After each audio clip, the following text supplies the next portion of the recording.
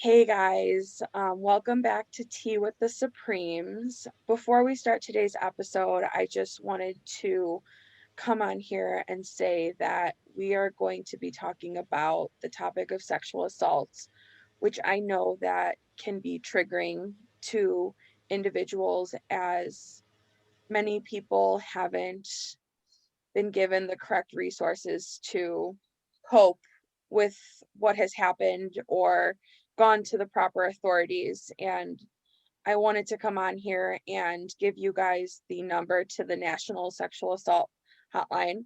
That's 800-656-4673. If you or somebody you know is currently suffering from sexual assault, repeated sexual assault, or has experienced any assault of any form, please, please, please reach out. There are resources to help. We hear you, we listen to you, and we support you in any way possible. Thanks. I hope you guys enjoy the episode. Hi, everyone. Welcome back to Tea with the Supremes. Today, we will be talking about sexual assault and the stigmas associated with that, the statistics associated with that. It's a very prevalent occurrence, not only for women, but for men as well. In the United States, more than 1 in 3 women have experienced sexual violence involving physical contact during her lifetime. Nearly 1 in 4 men have experienced sexual violence involving physical contact during his lifetime. Just for a second, take and think about those numbers. That's 1 in 3 women, 1 in 4 men in the United States have experienced sexual violence. As Julie and Cass said, and you hear that, this is a deeply personal, as all our conversations are, but this is a deeply personal conversation. When you listen to the statistic that Jules just gave, that means of the 4 of us, at least one of us have experienced a sexual assault. Well, that means when you're at work tomorrow or when you're listening to this podcast in your car, you look to your left, you look to your right, at least one person that you see has experienced some kind of assault. So as we continue our conversation on boundaries and developing them, and then what happens when those boundaries are broken, we're going to look at the very personal side of violence and assault. And one of those 3 has bravely decided to share her story from a very personal perspective, share what that looks like for the survivor. So please share your story with us. Hey guys. So it's Cass, and I want to preface this with I have gone through years and years of therapy. I have been given the resources to effectively cope with what has happened to me. And at this point in my life, moving forward, I feel like it is my time to share my story to help support others. So there are 2 instances of when I was assaulted. The first was when I was a junior in high school, and the next was when I was a junior in college, actually. Yeah, I think it was my junior year. So going back to when I was a junior in high school, I was not the most popular girl in the row of lockers. I was a very awkward color guard girl, didn't have a lot of friends. Guys didn't really pay attention to me. Actually had a guy say he was embarrassed to even be talking to me. So I had a very skewed perception of what someone's interest in me looked like. I always thought guys just want the sexual aspect, especially high school boys. So I wasn't promiscuous in high school and college at all. I yeah, at all. But whatever attention I could get, I would take. So I'm going to refer to this person as B. It has no correlation to their name or who they are, so please don't look too deep into this. Just please listen to the story. So B was in a few of my classes and we sat next to one another and we would talk and everything was fun. Like we would flirt sometimes. It was fine. But then he had asked for my number. Okay. So texted for a couple weeks, then it kind of just faded out. And then out of the blue, he started flirting with me again. And I'm like, oh, maybe he's actually interested in me, So he had said to me that he would want to walk me to class. Okay, that's fine. I didn't have a problem with that, Hallways were very populated. I went to school with 2,000 people, so it's not like I could really get cornered anywhere. So we only had 5-minute passing periods, and we were talking at my locker, and the 5 minutes had run up, so everybody was already basically in their classroom. And so we were walking down the hall, and my locker was at the upstairs, and our two upstairs in my high school were not connected. So you had to go down one set of stairs, go walk across the school to get to the other upstairs. So my class was on the other upstairs. So we were walking to class and we were walking down the first set of stairs. And mind you, none of these had cameras. So there's actually video footage of me going into the stairwell and about 20 minutes later going out of the stairwell. So we were walking down the stairs and it was like a multi-level stair. So there was a little like landing in the middle where you would turn around and go to down the other set of stairs. And he had cornered me and pulled his pants down and essentially forced me to touch him. I had never had an experience sexually with a man or a woman at that point. I was 14 years old, 14 or 15. I don't remember how old I was when I was a sophomore. So that was really like my first experience, so to say, with a guy. And I had quickly tried to back out, like he grabbed my hand, forced me to do stuff. Nothing, he never ejaculated or anything, but he just wanted to get off a little bit, is what my perception was of that. So I go back to class because I just wanted to get out of there, so get to my class, apologize for being late. I don't have a pass or anything, but my teacher was understanding because she saw the look on my face and she said I looked like a ghost, like something had taken over my body. So she sent me to the nurse's office and I'm literally, I remember sitting on like those tables that they have in doctor's offices at the nurse's office, and I was just like shaking. And the nurse was like, what's wrong? What's wrong? I'm like, I just don't feel good. And eventually she got it out of me that I was cornered in the hallway. So I ended up having to make a report to my dean. And it just so happened I was also in health class at that period. And we were coming up to the unit of sex and like sexual assault and stuff like that. So accommodations were made for me where I didn't have to be in on that conversation. But I remember having to take off about a week of school out of it was almost like I was embarrassed, because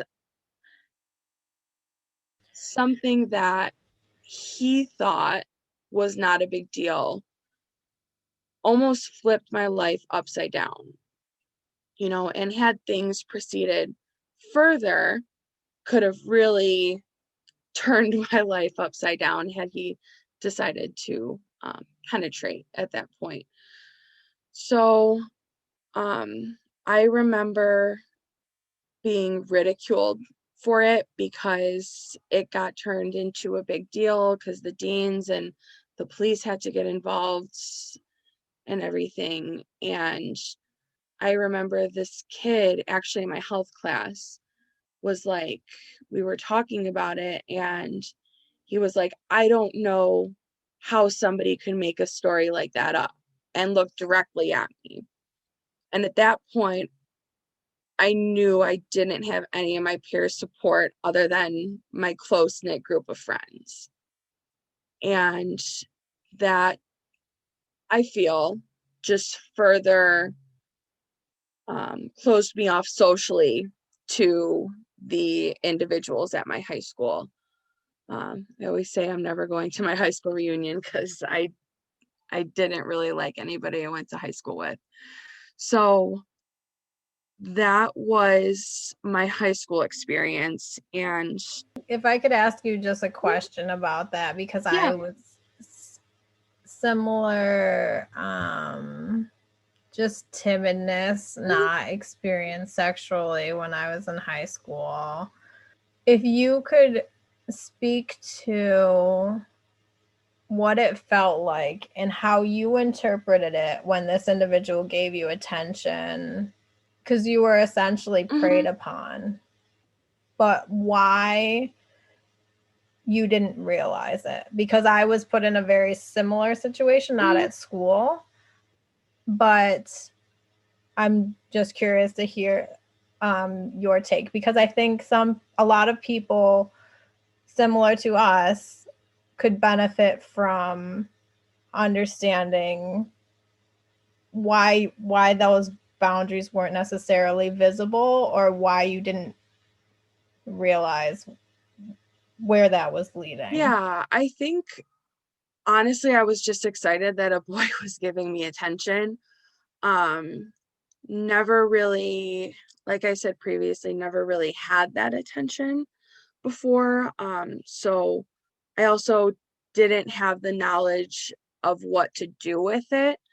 The only thing my parents ever taught me was, it's not both my parents, it's my mom, would say, if anybody ever tries to touch you, you bring me their eyeballs. And God bless my mother. She's an angel from God, but a lot harder to do when you're put in that situation. And it's almost like, now looking back, I can see it was almost like, now it's almost like an out of body experience. Like I can see it happening and seeing the signs, but being a 15-year-old girl, I didn't really understand because I had never had that attention before. Yeah, I appreciate that comment. And as a parent, I just want to encourage parents to have conversations, at least introductory conversations to your kids about sexuality. I had a very similar experience. And when I was in high school, there were a lot of people that were sexually active, and I knew that. So when I had that experience, I didn't know. I guess I couldn't decide in my head if it was a rational experience or not, because I didn't know it. For me, it was someone that I actually liked, that we had been hanging out together, and I didn't know in my head when it happened, was I giving a sign? Was this the natural progression of the relationship? Because I had never been educated about that. So as a parent, I would encourage to just let your children know what's normal for their age, and just open a space for them to know that if they're unclear, that they can approach the topic with you. Because honestly, for me, I didn't know it was inappropriate until much later. Yeah, and we're all in a different forum where one of our professors allows us the space to talk about uncomfortable subjects, and we have talked about before, how do you have those conversations with 13, 14, 15-year-olds? How do you have that conversation about sex with kids? Like that's not easy. Even as uncomfortable as it is for the kid or for the adolescent, it's also equally as uncomfortable for the adult, because in my experience, I don't think my parents ever knew how to approach it, because we were in a very religious household, um, very Catholic household. So we were always just told no sex before marriage, you know, but what is sex? What is inappropriate touching? Right. And someone who will in the future be a parent, I agree with you, Julie, that even just talking about body autonomy with our kids, and this is so cliche, but what our no square is, what is appropriate and inappropriate touching, and talking about those physical boundaries with our children is so, so important, because then maybe I could have seen the signs, maybe had I had that conversation, not only with my parent, but No, even. no, ma'am. As a survivor, we do not accept that accountability. No. You didn't know. You cannot know what you did not know. Absolutely not. We don't take that. I'm sorry. I appreciate that. I agree. I agree 100%. So before I say anything to Cass and to Julie, first of all, thank you for entrusting us with that and in this space. Man, first of all, I agree 100% with Mitra. You're not going to take ownership of something that you should not own. You don't get to, but you don't have to own that part. We don't have to rationalize why someone else did what they did. It's hard enough trying to rationalize how to respond to it. So I understand Julie's point, and I understand yours as well, Cass. I had that conversation. I continued to have those conversations with my son. How do you have this conversation now? I know you prefaced the statement and said, listen, I've had years of therapy, and I'm, how do you now have this conversation and say whatever you say, however you feel? Where did that come from? I think for me, I've kind of like what Mitra said, I've come to terms with, I didn't know what I didn't know. So yes, I did not have the knowledge, but I used that to understand what my physical boundaries are moving forward, and how to say no to individuals, how to, I don't want to say physically push, but literally I had to physically push him away from me. But and being able to, I think, communicate with your partner, even in a long-term relationship, sometimes you just say no, and they have to respect that boundary. And I feel like there's a lot of stereotypes on women that in long-term relationships that are placed on us, saying that the sex kind of just ends after a few years and we're always telling our partners no. Well, that's not the truth. Like, yeah, sometimes we're not in the mood and that's fine, but you have to be able to communicate that with your partner, and they have to be able to respect that boundary as well. On the flip side of that, long-term relationships or marriage does not obligate. That's not a mandatory piece, regardless of how long that you've been together, because rape within marriage and long-term relationships is possible as well. Yes. So it still has to be consensual regardless of your situation, regardless of how many years or how many times that you've been with someone. So it always needs to be a consensual decision. Yeah. So Julie brought up a point, and I want to address it to you specifically, Cass. So after this horrific experience, how did you then have how did your parents have the conversation of boundaries? If that conversation happened, how did that conversation happen? Well, so my parents were living in separate households at that point, and we lived predominantly with my mom after the divorce. So we only saw my dad. I mean, we basically saw him every day, but our days with him were Wednesday, Thursday, and every other weekend. So my mom, it was actually right around Halloween. I remember that because I was home on Halloween. So my mom, she always advocated for me and my mental health, because she knew previously how much I struggled, and she knew how much this affected me, and that's why she gave me the space to take that week off of school to let me emotionally decompress. And I think that was a big part of it too. Even having my mom give me that space showed how much she cared.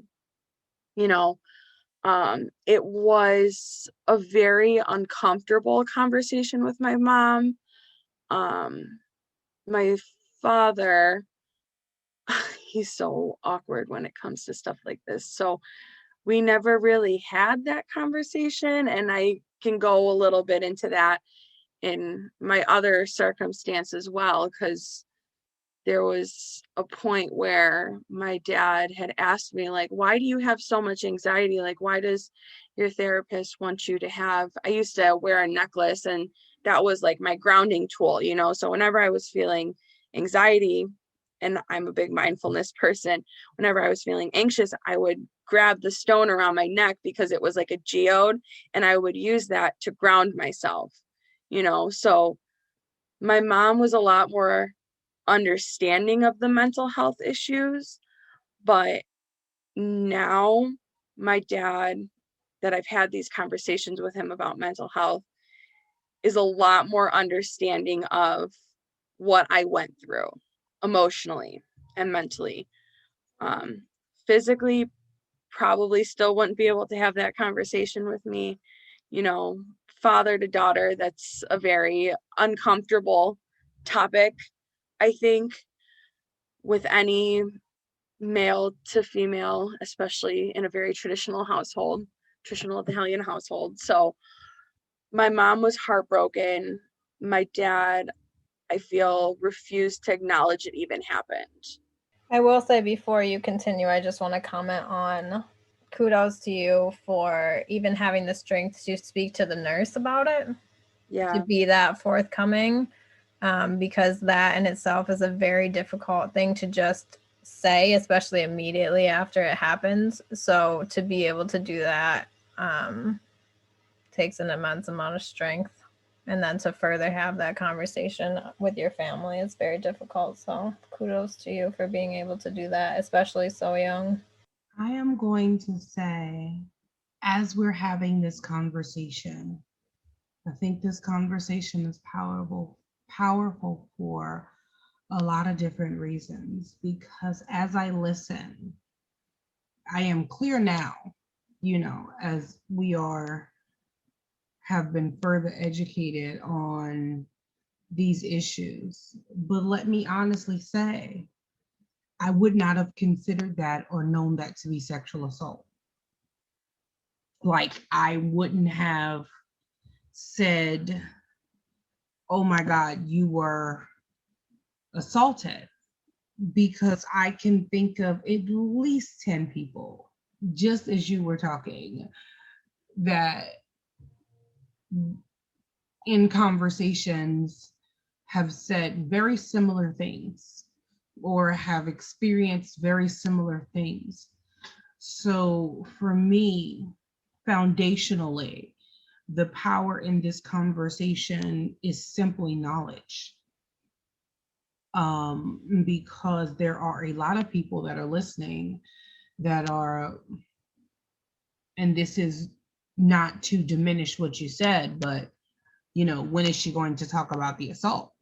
Because that, since there was not, and I've had you guys know, for the sake of our virtual family that's listening, I come from a background of criminal justice before I transitioned into education. So having this conversation 20 years ago, that wouldn't have, I know law enforcement that wouldn't have looked at that as sexual assault. I think it's still often a hazy line on when there's not penetration, whether or not it's considered a sexual assault.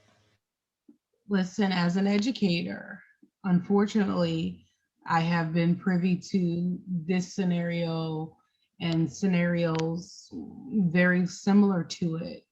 And the young man was pulled to the side and, hey, listen, next time don't be so aggressive, and kind of, patted it on the back and do better next time kind of scenario. So for me, at a very foundational level, giving voice to this and clearly understanding that this was first an assault and it was detrimental to your life in many different ways, and giving that power to other survivors, male or female, because it's happening on both instances, giving that power and giving word to that, to voice that and understand that this is indeed what it was. And however, someone is listening, and there is power in acknowledgement and familiarity. So seek whatever form of help you need to seek to move forward, to make it to a safe space where you can, we're not saying sit on a podcast and acknowledge this and have a conversation, but that it's acknowledged, So Cass, Jules, and even Mitra, I honor that for each of you. I honor that, and I honor the power it took to come sit down and have this conversation in public and giving voice and name to that. Because I promise you, there are a lot of people who wouldn't even consider that, don't want to be crude, but if there was no penetration, there is no assault. And there are legal wordings that have been corrected, let me say that, for that same mindset. So thank you, Cass, for Jules and Mitra, for giving voice to that. I do want to comment, though, on one of the things that you said, just to make it clear to our listeners that anytime that someone forcibly involves you in a sexual act, whether it's take your hand and put it somewhere, take your head and put it somewhere, or puts their genitals somewhere on you, what if it's not behavior that you have established in your relationship and you've communicated that's the kind of sex you like to have, it's not appropriate.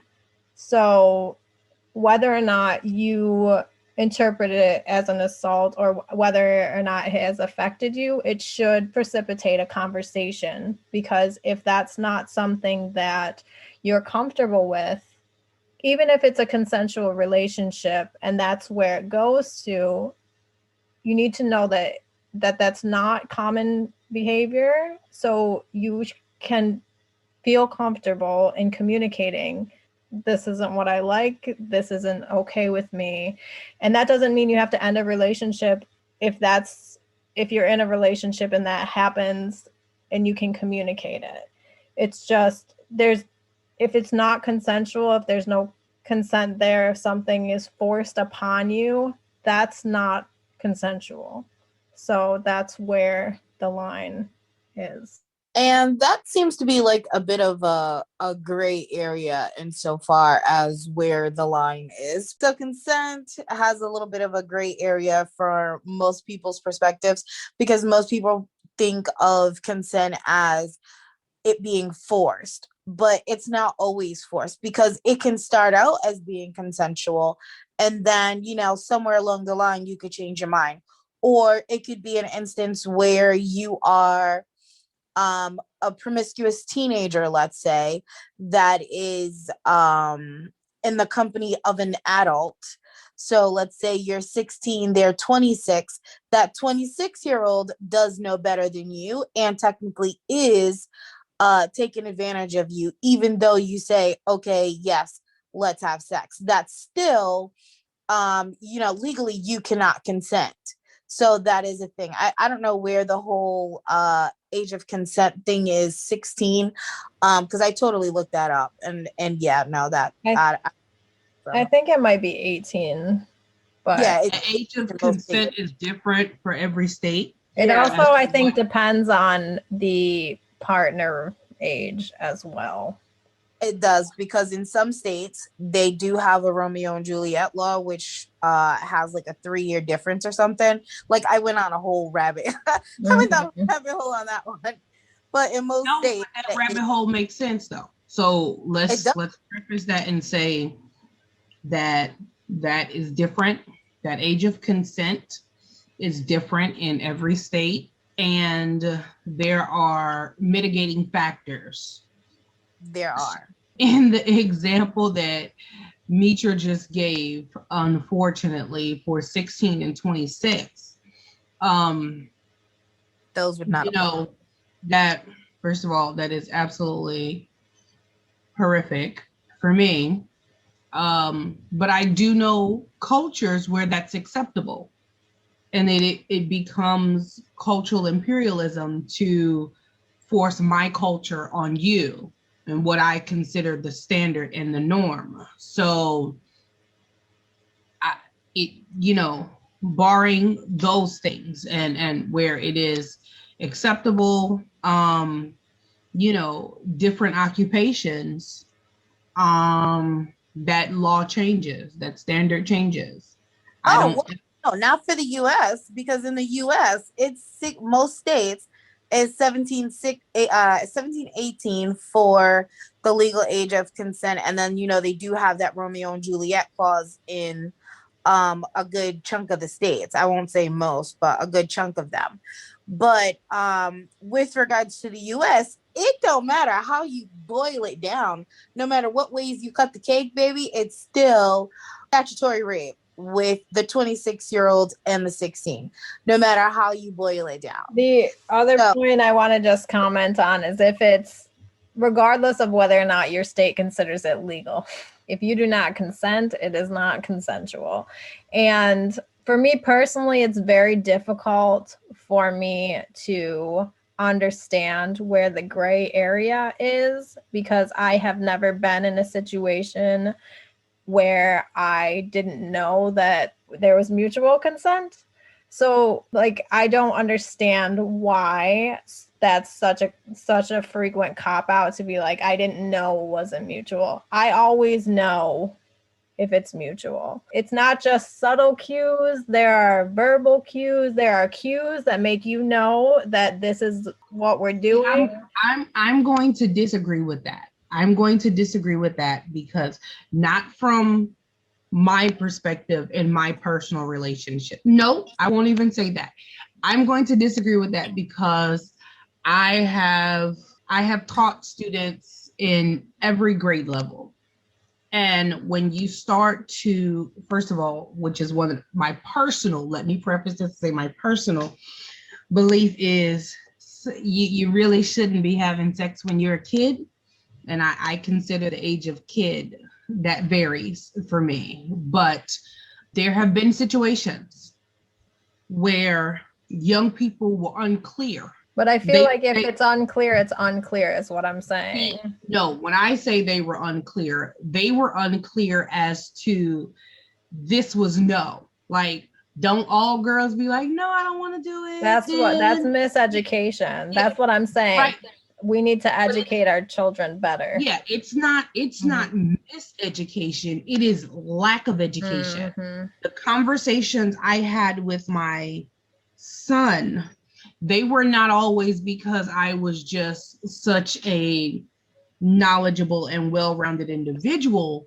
They were because I remember the experiences I had as an educator and situations that parents found themselves in because you should have known better.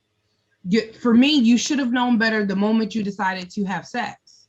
However, that was not a completely informed decision. You know, that pressure that is felt on both sides of it, or you're not informed before you start this act. So you should know that everybody doesn't say, no, I don't want to. Yeah, I want to. No, I don't want to. Yeah, I want to. And then that is, that's not the cat and mouse game. That's not what that is. You know what I'm saying? So I don't want to belittle it, and I don't want to make exception for it. I want to be honest and say, these are conversations that adolescents and young adults and adults need to have, because I've had conversations with adults and they're like, nah, she wanted it. She was just, playing around, and she really wanted it. And I'm like, no, the moment she said no, I don't care if, she said no, and then she was she was just, listen, the moment you hear no, that's no. There is no way around it. I stop. Throw my hands up.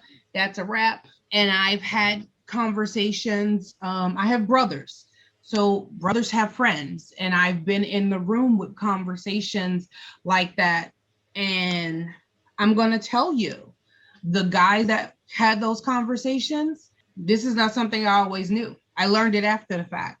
And in one scenario, to be as generic as possible, he was like, I didn't realize it. I didn't realize I had done something wrong until I saw this individual years later. And, I wanted to go hug, hey, what's up? How you doing? Da, da, da, da. It's been a minute. And she was, for lack of a better word, standoffish. And he was like, well, I thought maybe it was just, she didn't really want to see me or anything like that. She didn't want to have a conversation. He said, but I don't know what gave her the courage to have that conversation in the middle of a gas station parking lot. But she came up to me afterwards, after the initial embrace. Said, I went in, I was getting my gas, leaving out. And he said, it floored me. Said, I had no idea that somebody could even consider me. I'm using the word predator. That's not the word he used, and I won't even use the word he used. But he said I was angry, and it almost became an altercation because how dare you say that about me? How dare you? And he said he said it took a long time. Like it took a long time. And he's not going to say he didn't go get professional counseling and all that. He said it took me talking to some older dudes and sitting down and it took a lot of them talking to me saying, listen, she say no, that's no, that's no. And understanding that. So he said, it doesn't matter. It's an immediate turn off.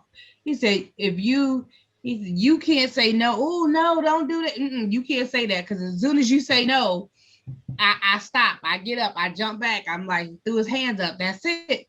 And it may be dogmatic, but I'll never want to be considered like that again. I got daughters now. I don't want to be considered that, like he said, that did something to him. Like he said, that really did something to him. So I say all of that and to say that it is not miseducation. It simply is lack of knowledge. And that does not negate, lack of knowledge does not negate culpability. Right. However, so I agree with you. And again, as a mother to boys, these are conversations I fully expect to have because you need to teach your child that no means no, but not just no. So in a situation of intimacy, if your partner backs away, if your partner crosses their chest, leans away from you, these are signs. Because not everyone has the ability or the comfort level to say no as much as they want to. Sometimes it is they meek giggle and like, stop playing. And what that really means is no. So parents have to have these conversations with these kids. If it's not 100% clear, if they're not actively engaged, right? Because if it's an assault, the other person is not going to be actively participating. So these are the conversations that parents have to have. And if you aren't comfortable as a parent to have that conversation with your child, find someone that you trust that can be that resource to have that conversation. Because as a parent of you don't want your child to be the aggressor either. So someone has to educate your child. And sex education in school, I know Cassandra said they talked about assault. I definitely did not learn about anything like that in my school. So you have to make sure that you're giving your child the tools to be successful in life and to properly interact with people, to both avoid being assaulted and avoid being the assaulter, because a lot of people don't necessarily do it intentionally or do it, but on the flip side, a lot of people do. So we just need to make sure that our kids are properly prepared for adulthood. I definitely agree. I will say that this applies to both parties in this, because I've heard Cass, as she was going to go down the road, to say, hey, if I would have known better, if I would have known the signs.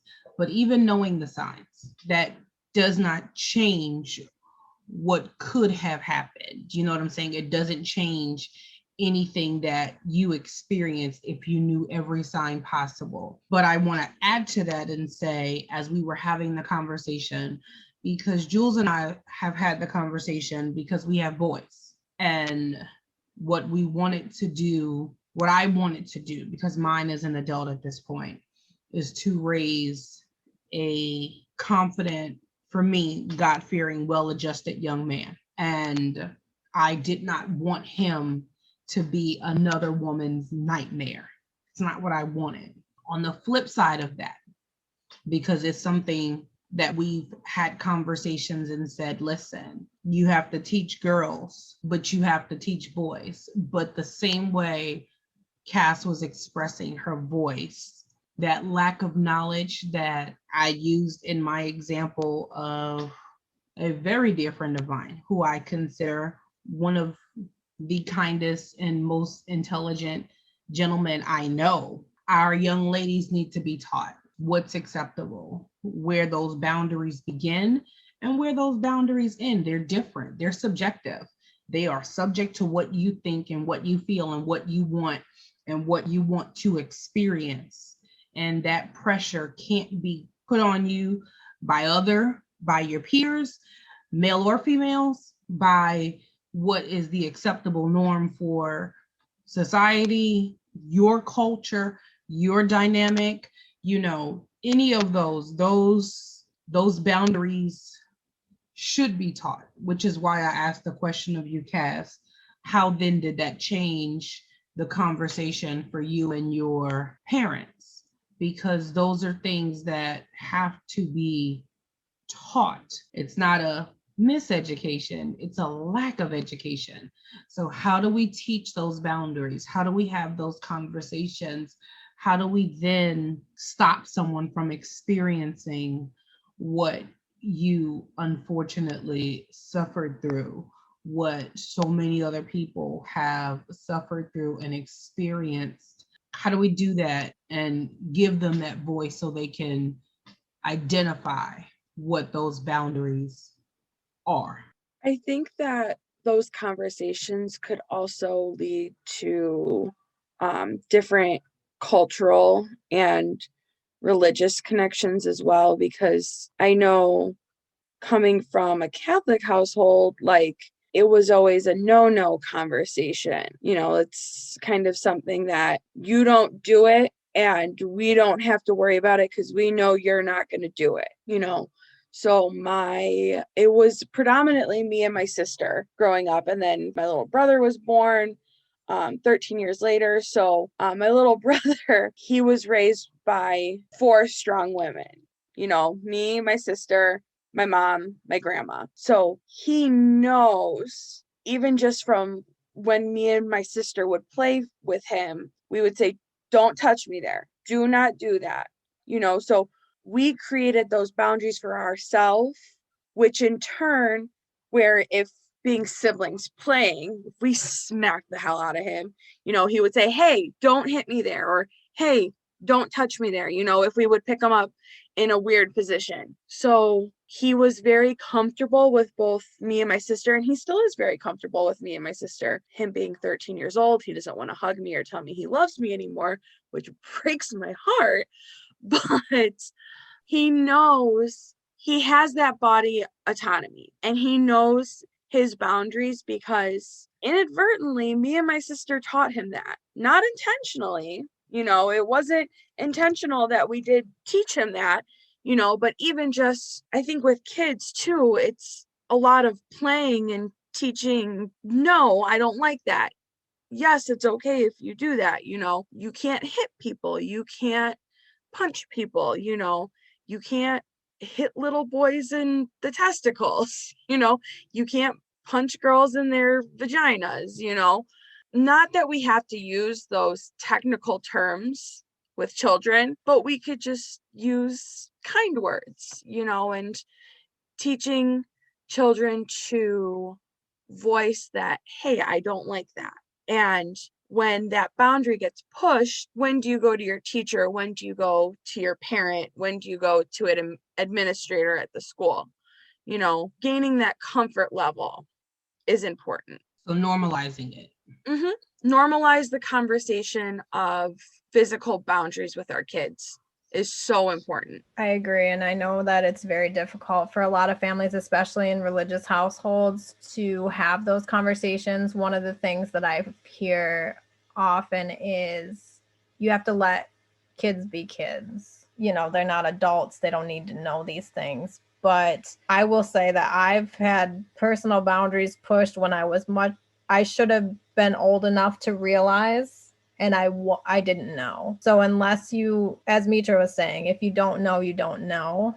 So those conversations have to be had, because your child will learn one way or the other. And realistically, with internet and access to information, your children could be learning things via the internet through very dark sources, you don't know. So those conversations just have to be had. Okay, I didn't know this was something that didn't, I guess you know what you know, because I grew up in a very religious, very conservative home, extremely. So I for our virtual family, my parent is a pastor. I have probably been in the pulpit ministering since I was 16. That's the first time I was 16, 17. And this was a very common conversation. This was a conversation we had all the time. We had it so much so that one of my parents became, and this was early 90s, very early 90s, late 80s, early, God, really? Okay. So became an HIV educator because they were like, this is something that's going to be prevalent, and this is something I need to be aware of. And what would happen is those lectures would be practiced on my friends and I, each of my siblings' friends, because we, again, very conservative household. We couldn't go hanging out at other people's houses. They had to come to our house. Like, that's where, because my parent was like, look, I need to see, let's be honest. I need to know what's going on and see what's happening. So we had those conversations, God, from the time as far back as I can remember. Other people shouldn't be touching you in these areas. Now, I don't think it got in depth, because the next and that's probably not true, but the next aspect of it was, hey, you just don't do those things. Good girls don't do those things. Those are not the type of behaviors that, we are Christians. That's not the type of behaviors that you do. So that aspect definitely came into play. But we had the conversations. We had the conversations as far back as I can remember. So I guess I say that it's shocking, but it's not, because I taught for a long time. It's a lot of things that aren't shocking to me anymore. But it's very surprising that it's not a common something in households. I agree. So my mom used to say that, we did have such conversations and education when we were little, though, I don't really remember anything before 10. So that's a thing. And I know after 10, that wasn't really a discussion. It was just more like, hey, I told y'all when you were toddlers. So now, it's like, no, it just doesn't make sense. So even if you do mention it originally, it does help to keep reintroducing the conversation, as often as you can, just to keep it in the forefront instead of on the back burner. And then it's like, well, I did tell him in 1972, and here it is, 2021. You know what I mean? So that's a thing. In addition to that, not only educating your children on knowing consent and knowing what's appropriate, but also to understand what can influence your ability to give consent. Mm-hmm. And one of those things, especially when you're older, is alcohol. Yeah. Anytime you're under the influence, it can have a significant impact on one's ability to give consent or to receive consent from someone else. Mm-hmm. So Cassandra, if you want to speak to that a little bit more. Yeah, so that is the main component of the second time that I experienced a sexual assault, and that actually involved, from what I can remember, penetration. I was at a weird point. I had just turned 21. My friend group was kind of like transitioning, and I didn't know if I had been invited to this party or not, but I had called my friend when I was on lunch, and she's like, yeah, it's his housewarming. It's our friend's housewarming party. And my friend said, come, we're going to have a great time, And me had just turned 21. I went and picked up myself a big old bottle of wine. Like, we were all staying the night. Nobody was driving home. Fine, whatever. I trusted these people. I had been friends with them for like 3 years. I was really, really good friends with all the girls in the group, and there was 4 of us, including me. And then the rest of them were the boys, and the girls kind of always stuck together. So get to the party. It's an hour away from home. So everything's fine. We're chilling. I hadn't eaten any different that day than I normally would have if I knew I was drinking. So I just started pouring my wine and I started having fun with my friends. And there was a distinct point, one of the last things I remember, because it kind of goes in pieces of what I remember. I remember getting to the party and pouring myself a glass of wine. Then we're all standing around, we're talking, and then I remember having one conversation with one of my guy friends, and then it's blank.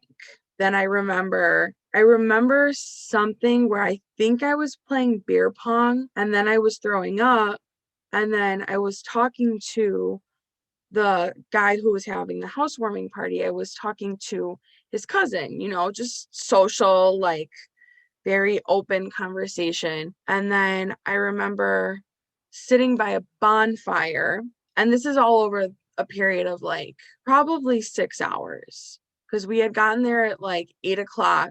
Yeah, it was probably about 6 hours. And I remember sitting by a bonfire.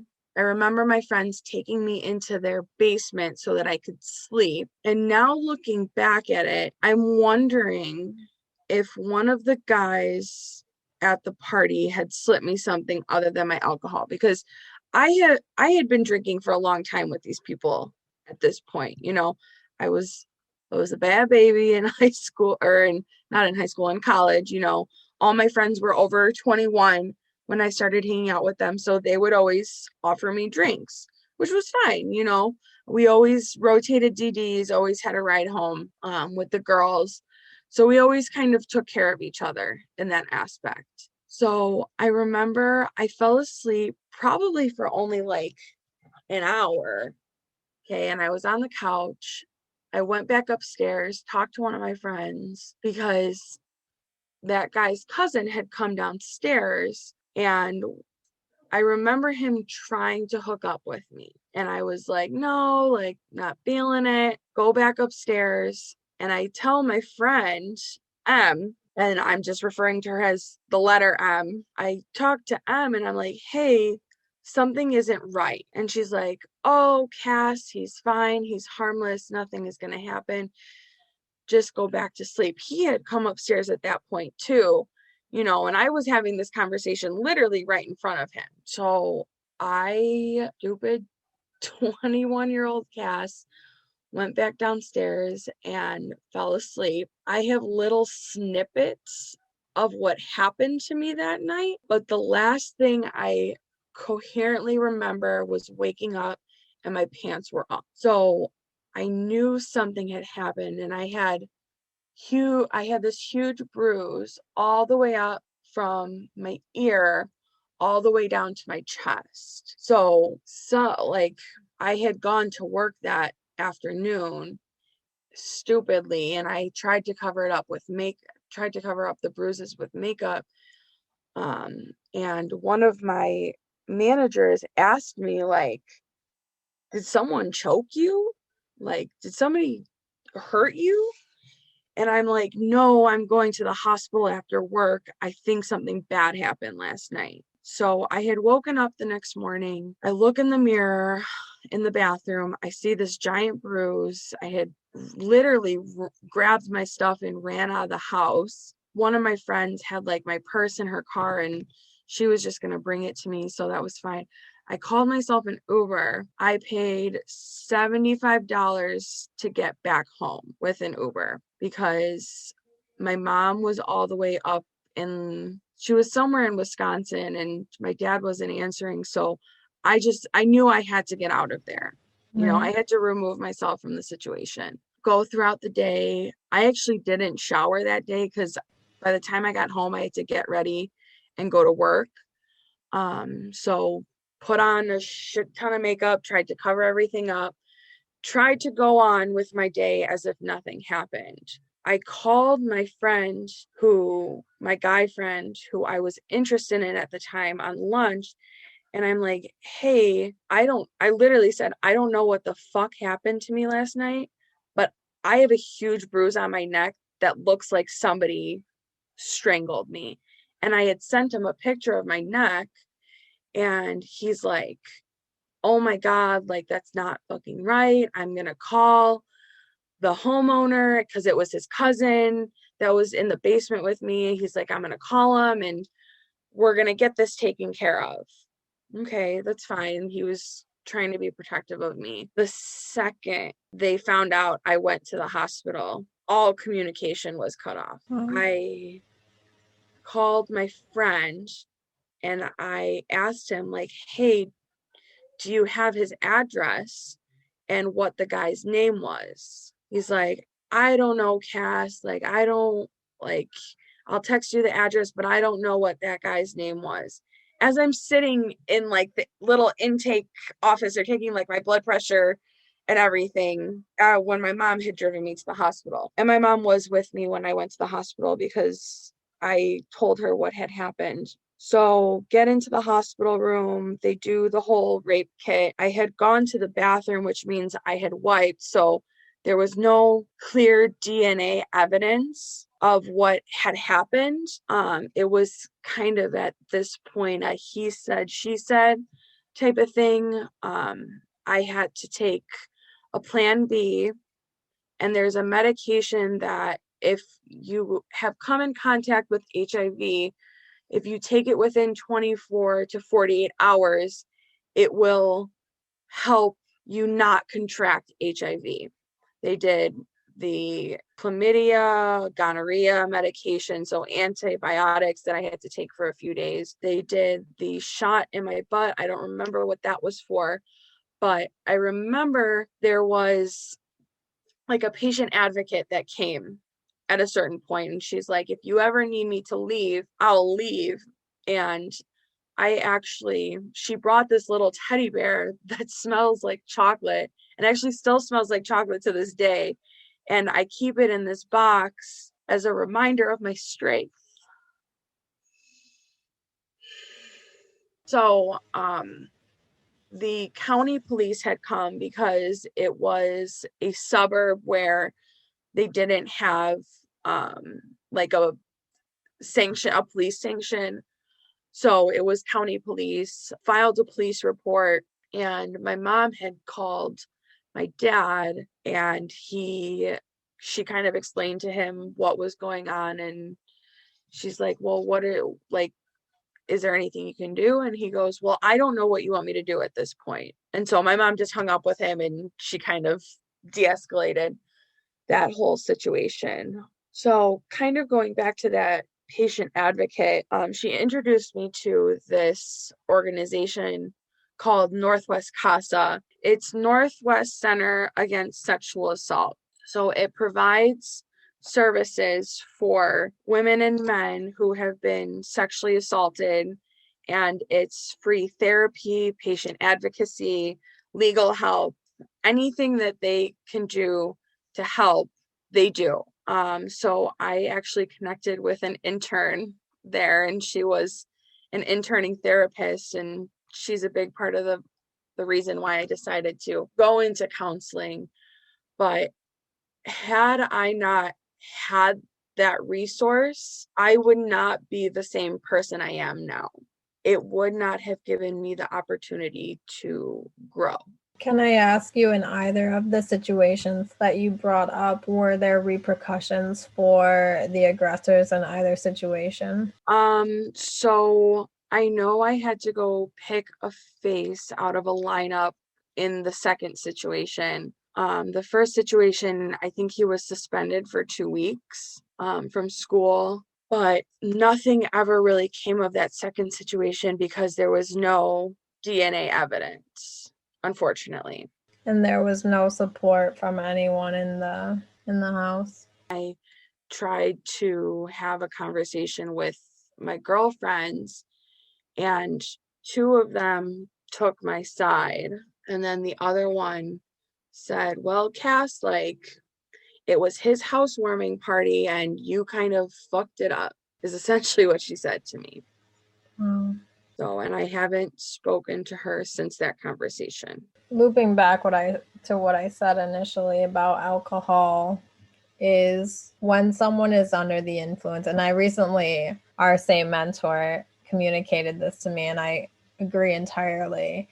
If someone is under the influence, they cannot give consent, therefore you cannot receive consent. So unless you are in a long-term committed relationship and you have frequently had intercourse under those circumstances, and that's common practice, if this is a new scenario, there is no consent. Whether or not the person says, okay, that is not consent. And as, parents to, not necessarily just to boys, but as to parents, that is another thing that has to be communicated to our children, right? Just because they say yes, if they are under the influence, or the same with minors, if there's diminished capacity in any way, for whatever reason, they cannot provide valid consent. So that is not consent. Yeah.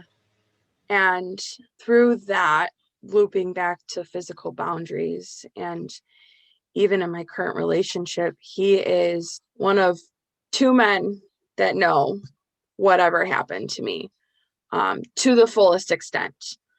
And he has been nothing but loving and supporting of my boundaries. And he knows when Cass says no, that means no. And it's funny because we were at a family gathering, and he likes to tease and poke and prod at his siblings, and they're all adults now too. And it's really funny to see them tease one another. But he was poking at his sister and she kept saying, stop. And I went up to him and I'm like, hey, boundaries. She said, stop. What does stop mean? Stop means we walk away. We stop doing what we are doing, and his family looked at me like I was insane. And I'm like, she said, stop. So what do you want to do? Keep going and poking at her side? No, he's going to fucking stop, so he's learning too, not only with me, but with his family as well, when to stop. And I'm glad he's taking all of this so seriously with me. So your statement actually was leading into the question that I was going to ask, which was, or maybe comment rather than question, addressing the bystanders. I was raised up as in many people my age and above, what happens in our house stays in our house, and mind your business. Don't snitch, you don't do those things. But in the example of you and your fiance's family, as you were standing by and you heard no, and that no was repeated, reminding him to honor that no, had someone, I don't want to say looked out, but I do want to say looked out. We were, when I finally did get to start dating, because we had to group date first, there was no, listen, that double standard was real. So there was no, you're going out, on your own with a male, unacceptable. It was go out in pairs and look out for you, even into adulthood, when we were out and whatever we were doing, whatever event, activity, party, club, whatever it was. So I wasn't always, me and Jesus wasn't always super tight. So we had a rule. We come in together, we leave together. You listen, if this is too much and or you decide that you gotta come tell me, and you have to be of sound mind to say, hey, listen, I got another situation and I'm going to get into that situation. But we didn't leave each other.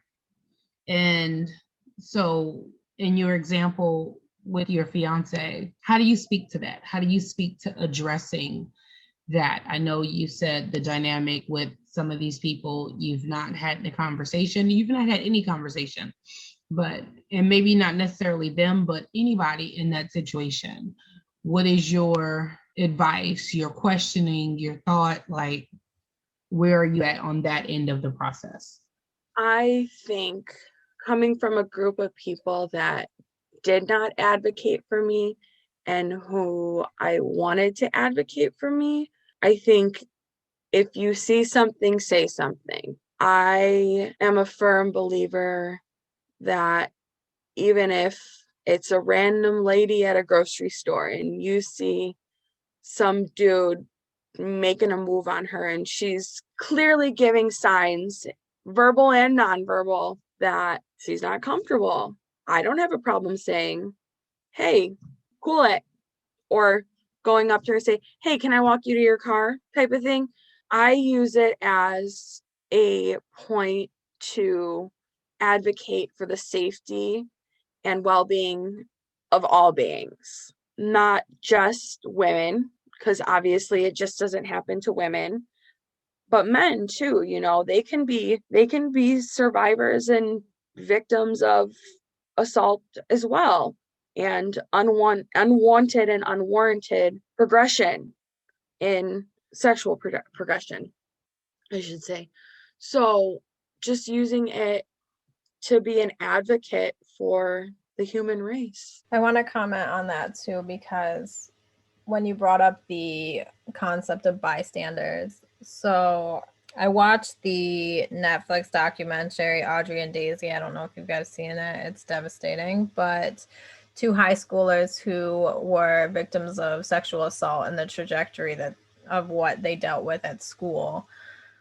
And in the situations during the assault, there were people there that could have easily mitigated the situation and changed what happened. And again, as a parent, these are conversations. My son is 13, but we have had serious conversations about him stepping in situations, especially once he gets older and is in college. But more recently, my son and his friend walked to school, and starting last year, the year before, this little girl in our neighborhood walked with them.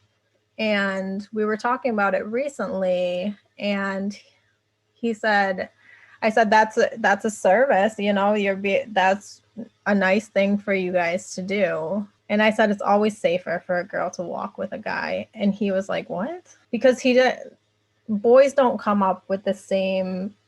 Granted, like you said, boys are victims and survivors as well. It's very prevalent for girls to be in these kinds of situations, even if it doesn't lead to assault, but inappropriate situations.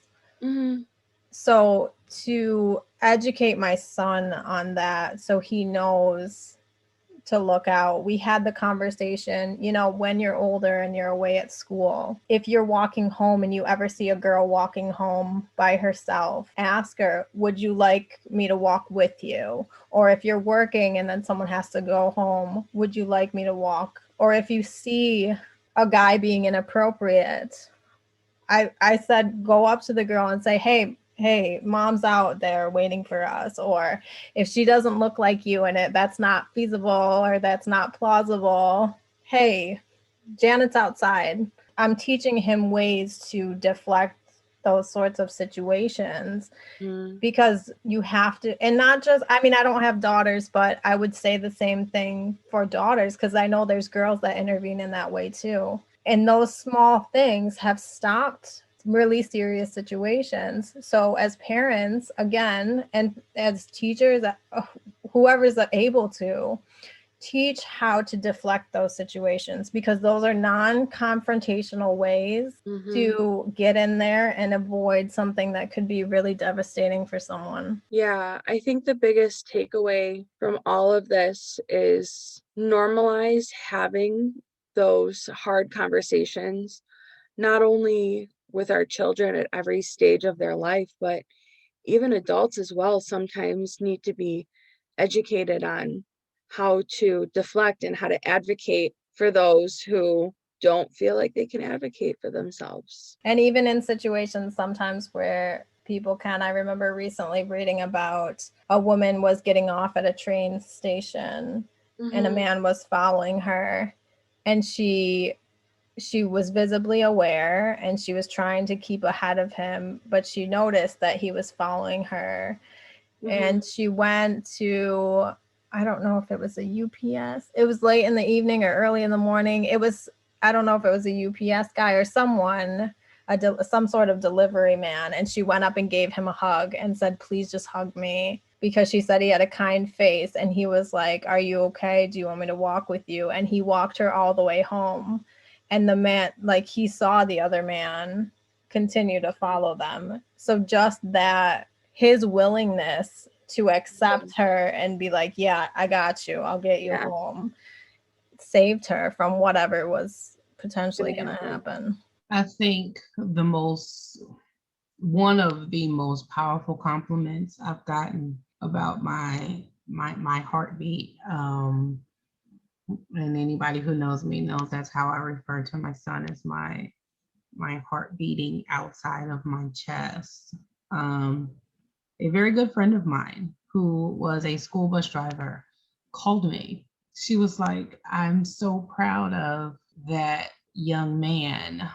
She said, now, you know him, and he can be entertaining, and he's my kid. He's a lot of things, but someone was getting bullied on the back of the bus, and it was a young lady. And actually, it's happened twice that I know of. I'm sure it's happened more than that. But she was like, I was so proud of him. He did it to the point where, look, you're going to get in trouble if you don't sit down. And it took a minute to explain once she figured out what was going on or what had happened. But she was so proud of him for standing up for this individual. And one of the things I've always said to him was, if you're in a position of power to do something, and power doesn't mean you can overpower someone else, but if you're in a position to say something, then say something. You are your brother's keeper and your sister's keeper, and he's an only child. So, your brother and sister extends more than biology, cousins and things of that nature. You see a young lady that's not, I don't want you to be a predator. I want to make sure, and if you see a predator, that you acknowledge that, and it's not okay. So I think that was one of my greatest compliments that I had gotten, because I was honored. So he was concerned that he was going to get in trouble, and I had to let that ride. Now, we had to have a conversation later about how you do that, but I was honored that you thought that was that important to look out for someone who was getting harassed. And she wasn't just getting harassed. I am huge on advocating for someone to say something, because in my opinion, had someone said something, had someone looked at you, Cass, and said, hey, look, why are you taking her downstairs by herself? Is she okay? Let me go check on her. Is she been gone for a minute? Let me go see what's happening and what's going on. So some things are common sense. The gentleman who walked with her, listen, just please walk with me. There are now, don't remember, it's different in every state. Is it the Alice law or whatever? You're in the bar and you say, listen, or random name, Becky, whatever it is. Is Becky there? Is Becky behind the bar? And it's the code to the bartender, and it's written in female bathrooms. Maybe, I don't know if you should say that. We don't want predators to know, but whatever the name is, bartenders are aware. Listen, this person is, I'm uncomfortable. They come over and make it. So as we're looking at all of this and we're looking at these boundaries, what is your thought? What do you tell our virtual Supremes, as they're sitting and sipping tea with us today? What do you tell them in this process? I ask that, like I said previously, if you see something, say something. I ask that if you know that a sexual assault happened or a sexual assault is happening, please, please, please, please, please, please, please, please, please, please, please give your friend or family member, acquaintance, whoever it is, even if you don't even know the person, give them the resources that will help them. And I know that had somebody said something to me out of the blue, me personally, I probably at the time would have taken offense to it. But at the same time, I would have used whatever resource was given to me. Granted, I have been blessed and I had individuals who advocated for me. Not every survivor has that. Not every survivor has that network of people that will hear them and listen to them and advocate for them. So if you feel if you're alone, reach out to us. We have DMs. We have Facebook Messenger. Although we are not licensed mental health professionals, we still know of resources that we want to give to you in any capacity. And I just want to share one final piece with our listeners, and it's just the percentage of reports that are not substantiated is extremely low. And the rate of recidivism for perpetrators of rape is 16%, which is significant. So as Cassandra said, if you see something, say something. If someone relates to you that something happened, it is extremely difficult for someone that is assaulted to speak up. It's very stigmatized. It's a very traumatic event. It's very emotional. So for someone to bring themselves to have the strength to say something, please receive it with open ears and at least communicate, as Cassandra said, a means to a resource so that can get addressed, so that they can learn to cope with what they've experienced. Supremes, as we bring this to a close, what we want to convey to you, what Cass has so eloquently shared with us tonight, is that there must be a voice and there must be a boundary set, however you set that boundary. We want you to, as we have all reiterated, look, if you are in the situation, if you have been the perpetrator, if you are the survivor, if you are currently experiencing it, seek out help.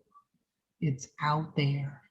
Seek it out and learn what your voice is, learn how to establish that voice, and create those healthy boundaries. So there is another side of this. There is the side that Cass is showing you tonight, today, however, whatever time you're listening to it.